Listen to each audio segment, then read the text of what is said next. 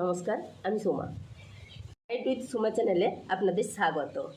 অনেক দিদিরাই আমাকে কমেন্ট করে জানতে চেয়েছেন থাইরয়েড, পিসিওডি, পিসিওএস থাকলে রাতের খাবার কি হওয়া উচিত। প্রোটিন খাবারে ওজন কমাতে সাহায্য করে এবং খিদেও কমায়।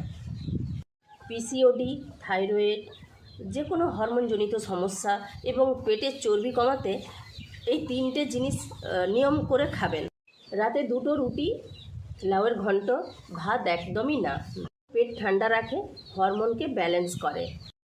2 নম্বর, চিকেন স্টু এবং মাছের পাতলা ঝোল, যেটা প্রোটিন সমৃদ্ধ খাবার, এবং প্রোটিন খাবার খেলে আমাদের খিদে খুব কম পায়। কিন্তু তেল মশলা একদমই বাদ, সেদ্ধ প্রোটিনযুক্ত খাবার।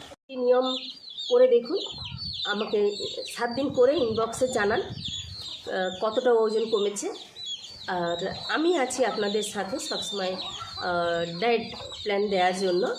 আপনারা ইনবক্স করুন, আমার হোয়াটসঅ্যাপ নাম্বার দেওয়া আছে ডেসক্রিপশন বক্সে, ওখানে গিয়ে দেখুন, পেয়ে যাবেন।